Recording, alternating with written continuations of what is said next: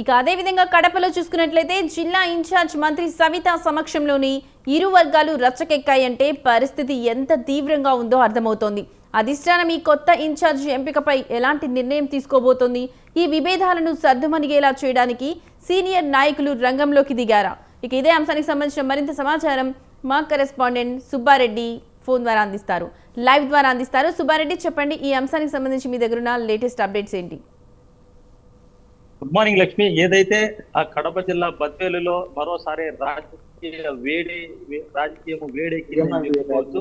ఇదైతే వర్గపూర్ తారాస్థాయికి చేరిందని చెప్పుకోవచ్చు. ఏదైతే బద్వేలు ఇన్ఛార్జికి సంబంధించి గత కొన్ని నెలల నుంచి ఏదైతే సూర్యనారాయణ డిసిసిబి చైర్మన్ సూర్యనారాయణతో పాటు అలాగే టీడీపీ నాయకుడు రితీష్ రెడ్డి వర్గాల మధ్య వర్గపోర్ అనేటువంటిది తారాస్థాయికి చేరిందని చెప్పుకోవచ్చు. ఇటీవల కాలంలో జరిగినటువంటి కొన్ని ఇన్సిడెంట్లు కూడా అందుకు నిదర్శనంగా చెప్పుకోవచ్చు. ఏదైతే 2 రోజుల క్రితం జరిగినటువంటి బూత్ లెవెల్ క్లస్టర్ సమావేశంలో జిల్లా ఇన్ఛార్జి మంత్రి సవిత ఆధ్వర్యంలో కూడా ఈ వర్గపోర్ అనేటువంటిది మరోమారు తీవ్ర రూపం దాల్చిందనేటువంటిది అక్కడ ప్రత్యక్షంగా చూసినటువంటి పరిస్థితి ఉంది. ఏదైతే ఈ వర్గపోరుకు సంబంధించి జిల్లాకు సంబంధించినటువంటి ఇన్ఛార్జి మంత్రి సమక్షంలోనే ఈ పోరు తారాస్థాయికి చేయడంతో ఒకానొక దశలో ఆ సమావేశంలో మంత్రి కూడా సీరియస్ గా ఆగ్రహం వ్యక్తం చేసినటువంటి పరిస్థితి ఉంది.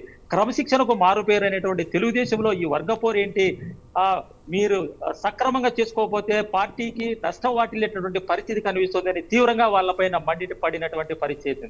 ఏదైతే ఇన్ఛార్జికి సంబంధించి గత కొన్ని నెలల నుంచి జరిగేటువంటి ఈ వర్గపోరు అటు కింది స్థాయిలో ఉండేటువంటి నాయకులు కార్యకర్తలు కూడా మనస్తాపానికి గురయ్యేటటువంటి పరిస్థితి అయితే ఇక్కడ కనిపిస్తుంది. మరి పార్టీ అధిష్టానం ఏదైతే దీనికి సంబంధించి ఆ నియోజకవర్గ ఇన్ఛార్జికి సంబంధించి త్వరగా నిర్ణయం తీసుకోకపోతే పరిస్థితి చేయి దాటిపోయేటటువంటి పరిస్థితి కూడా అక్కడ ఉందనేటువంటిది స్థానికంగా కార్యకర్తల్లో ఒక చర్చ అనేటువంటిది నడుస్తుంది.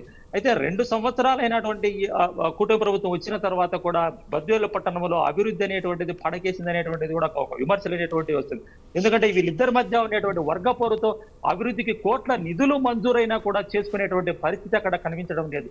ఏ వర్క్ చేయాలనుకున్నా ఎవరికి ఇరు వర్గాల్లో ఏ వర్కర్కి పనులు అభివృద్ధికి సంబంధించినటువంటి పనులు దక్కినా కూడా మరో వర్గం దానికి అడ్డుకట్ట వేయడము, దానికి సంబంధించి ఏదైతే జరిగేటటువంటి కార్యక్రమాన్ని అడ్డుకునేటువంటి పరిస్థితి కూడా అక్కడ కనిపిస్తుంది. గత 2 రోజుల క్రితం జరిగినటువంటి ఏదైతే రేషన్ డీలర్ షాపులకు సంబంధించి విజిలెన్స్ అధికారులు దాడులు చేసినటువంటి పరిస్థితి కూడా ఉంది. అక్కడ రితీష్ రెడ్డికి సంబంధించినటువంటి వర్గానికి సంబంధించినటువంటి రేషన్ డీలర్ల షాపుల పైన సంబంధిత ఇన్ఛార్జి కావాలనేటువంటి ఆతృతతో ఉన్నటువంటి డిసిసిబి చైర్మన్ కు సంబంధించినటువంటి డిసిసిబి చైర్మన్ సూర్యనారాయణ చేసినటువంటి ఫిర్యాదు మేరకే రేషన్ డీలర్ల షాపుల పైన రితీష్ రెడ్డి వర్గానికి సంబంధించినటువంటి రేషన్ డీలర్ల షాపుల పైన విజిలెన్స్ అధికారులు దాడులు చేయడము, అలాగే ఒక షాపులకు సంబంధించి నిలువలు ఎక్కువగా ఉన్నాయనేటువంటి దాన్ని బేస్ చేసుకొని సీజ్ చేసినటువంటి పరిస్థితి. మరి ఇలాగా కూటమి ప్రభుత్వంలో ఉన్నటువంటి నాయకుల మధ్యనే వర్గపోరు అనేటువంటి తారాస్థాయికి చేయడము, రాజకీయ వేడిక